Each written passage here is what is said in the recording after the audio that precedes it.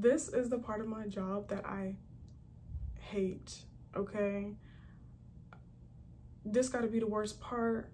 It's to the point where I was just like, oh girl, I might have to call out just off the strength of having to do this, because I don't want to do this. Like, this is well beyond me, okay?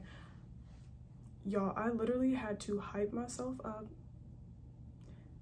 and build the courage to go. Hey Pristine Posse, welcome back to my channel. In today's video, we're going to talk all about this dreadful story time. Just wanted to hop on here. Oh, whoa, not the sun. Listen, I'm trying to use the sunlight. Now the sun wants to pop back out, but I'm sure it'll go away, so we're just going to keep going.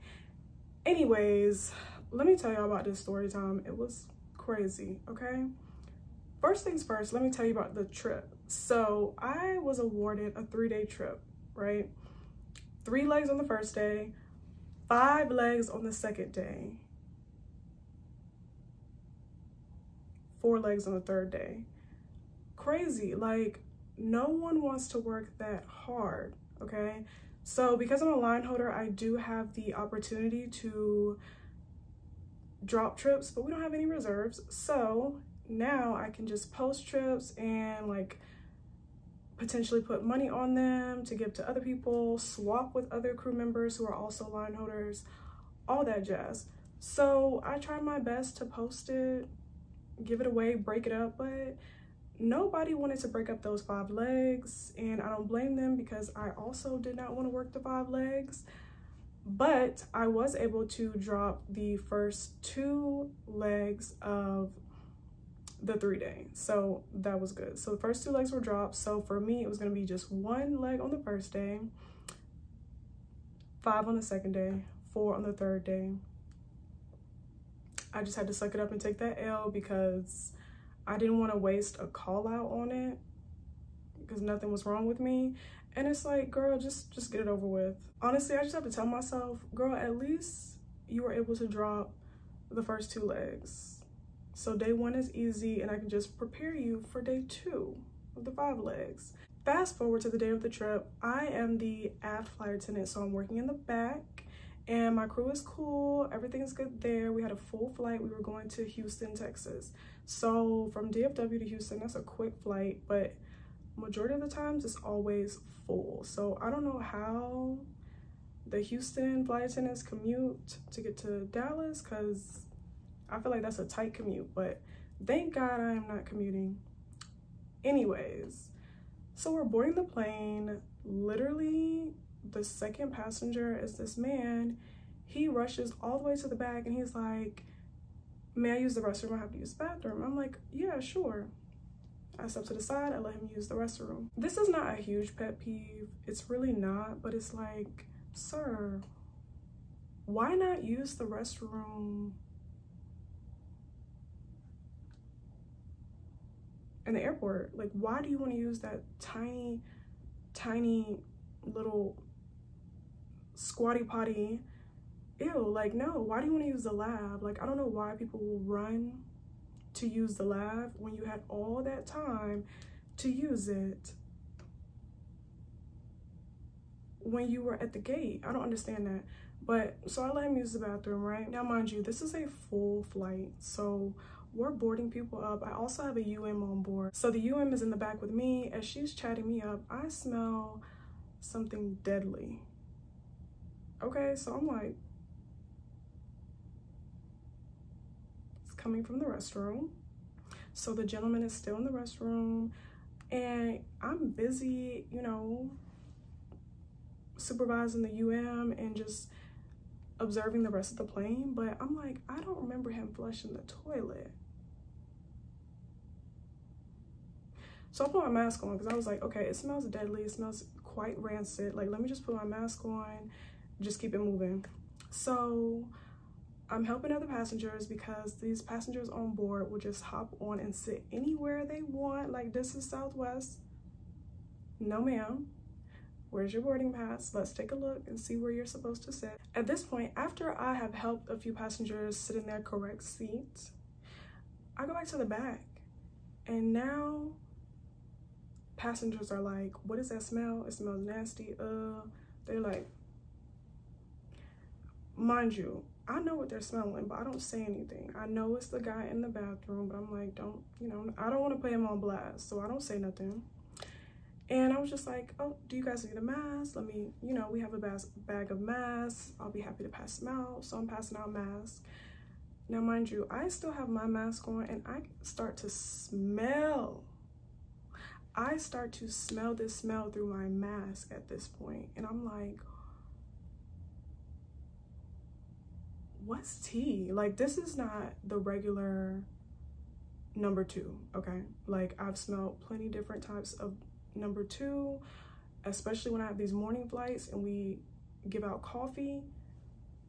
That bathroom, it's going, and it has plenty of different smells, but today's smell was crazy. I'm like, this man released the Kraken in there, because it just smells deadly. It smells like something else, like something more is going on in there. So I was like, okay, pass out the mask, and then I spray some air freshener for the plane, like that we already have. So I spray it. The smell of the air freshener went away in literally 30 seconds. Like, it went back to the rancid smell. I was like, oh my God, like, this is crazy. No, this is insane, because when I say the back row was smelling it, we're moving up to the exit row. People in the exit row are saying, what is that smell? Do y'all smell that? Am I tripping? Da da da.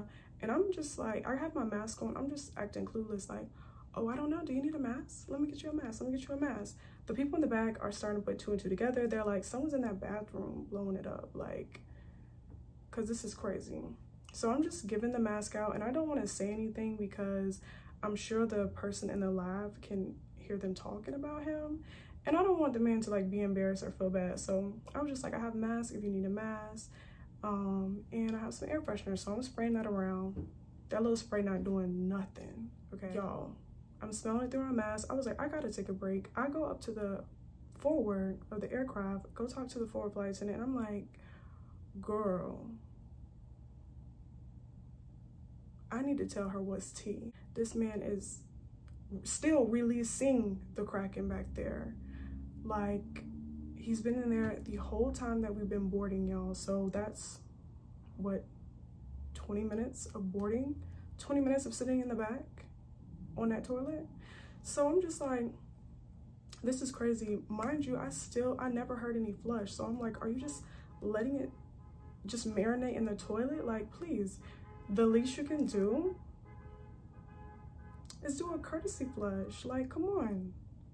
You do a courtesy flush every time something bloop, drops in there. Flush, flush, flush. Like, do people not know that?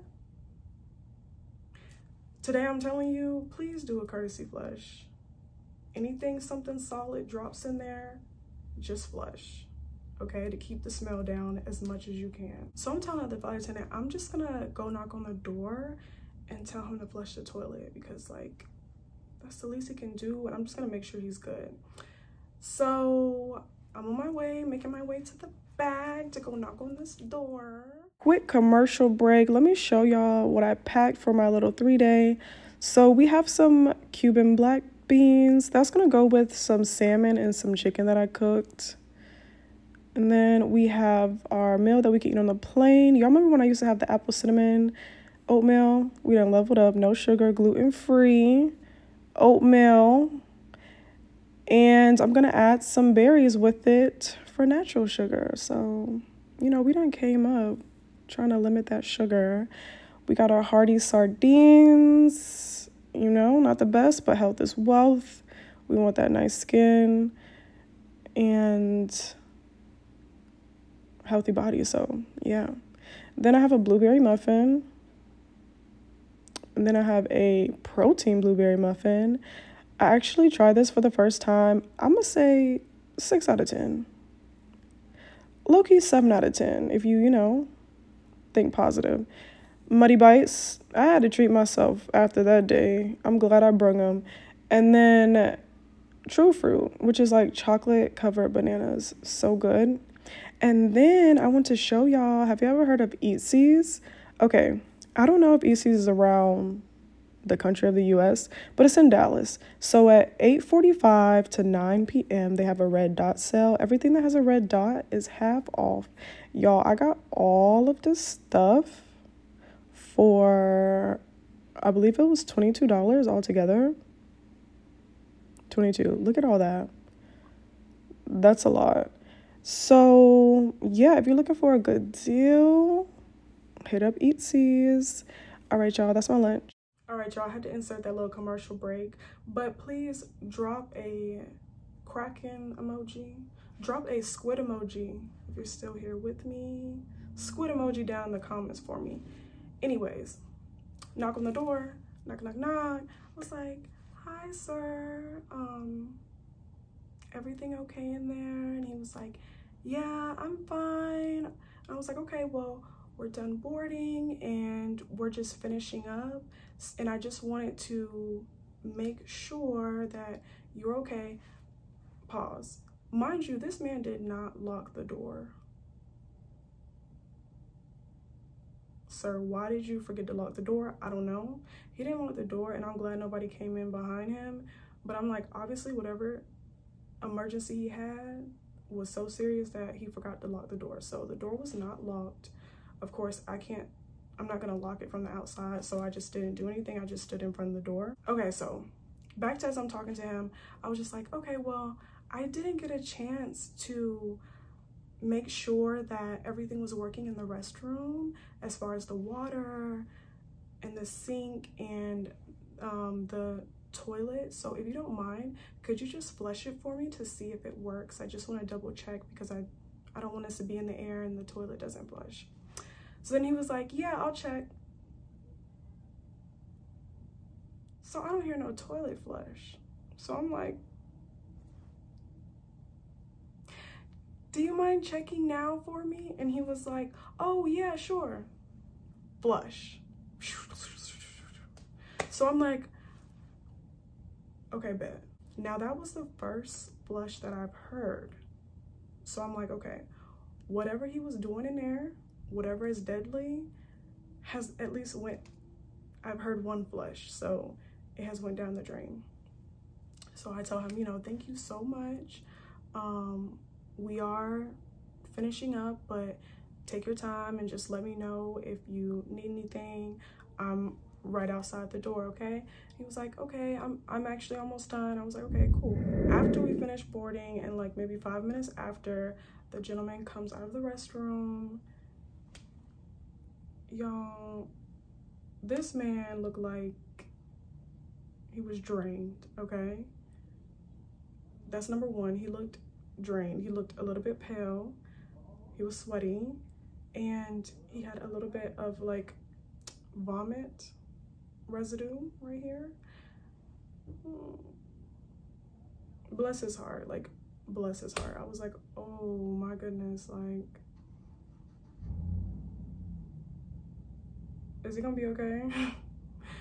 I don't want to have to write an IOR, like, please. Please, like, I hope he got everything out in the bathroom.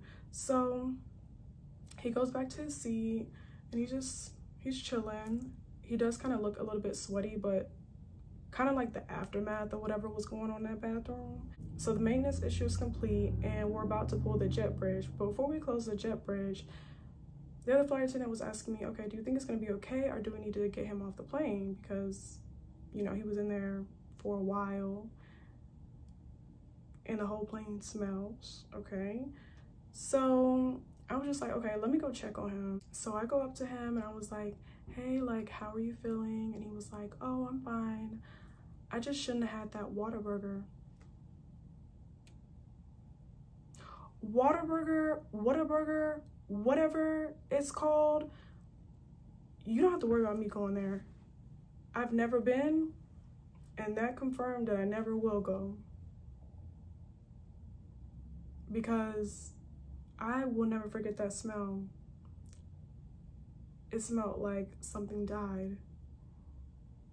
So no Whataburger for me. I don't care how good y'all say it is. No, not after what that man did in there. No.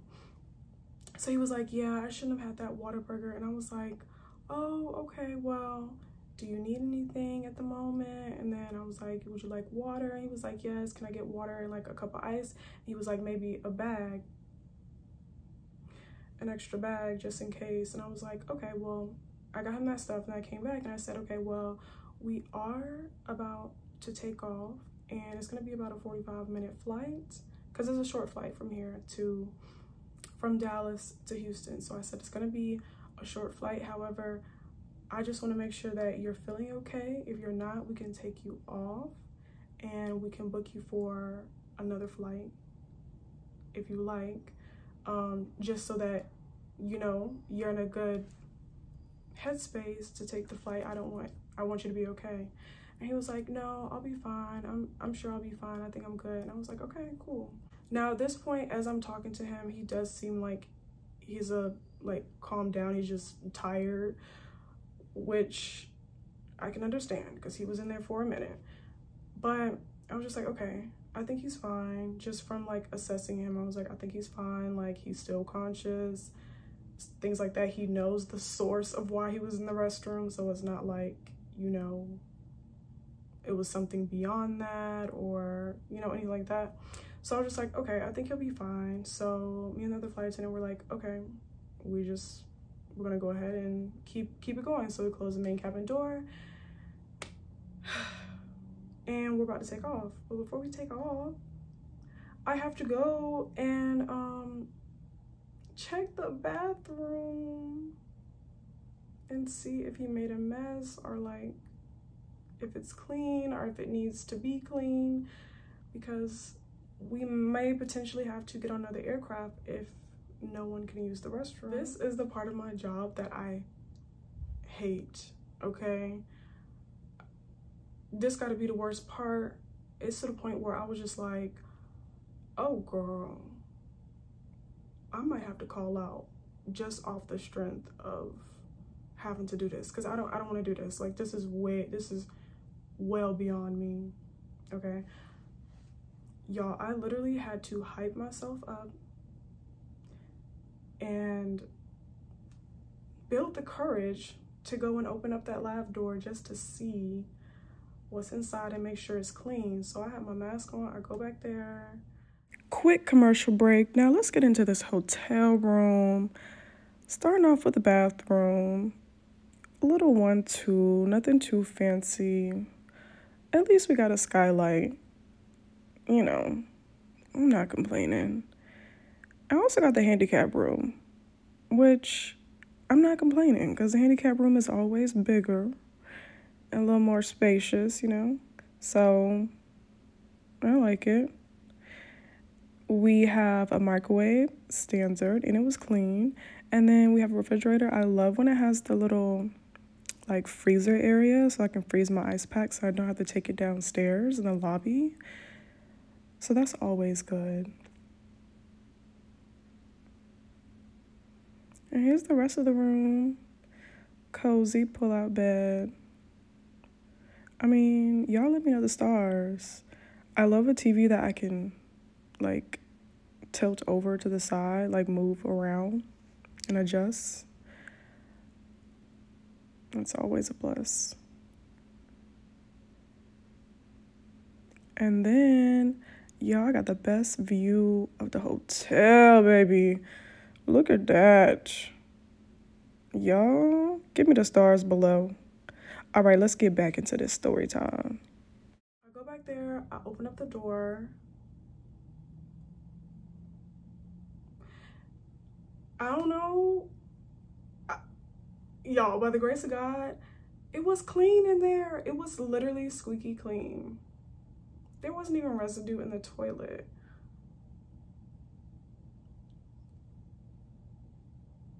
I was like, wait, am I being punked? Like, it's mad clean in here. Literally no residue of nothing, no residue of vomit, no residue of number 2, nothing. I was like, okay, maybe this man was in here for a while because he was like cleaning up whatever mess he made, but it was clean. So I was like, okay, whew, that was easy. So I was like, it's clean. It just smells like something died.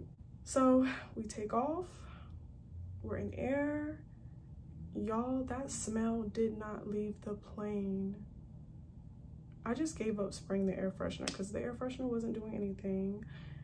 And then it was a full flight and it was a short flight and it was like a little bit bumpy, so we had to stay seated.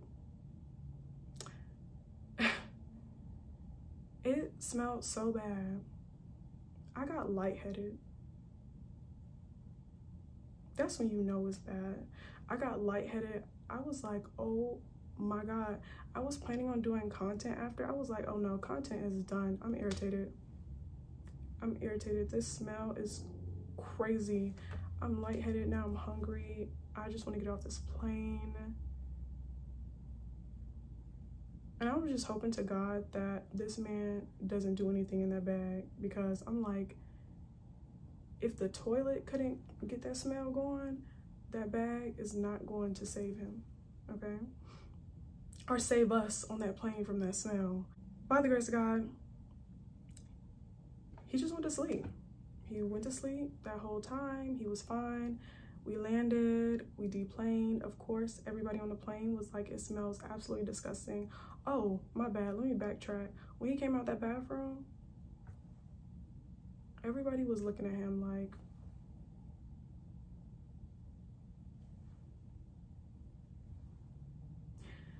the nastiest looks ever. I was just like, oh my God, I hope you don't have to make another stop to the bathroom, because they just gave you the worst looks. Like, even other pastors were like, that's him.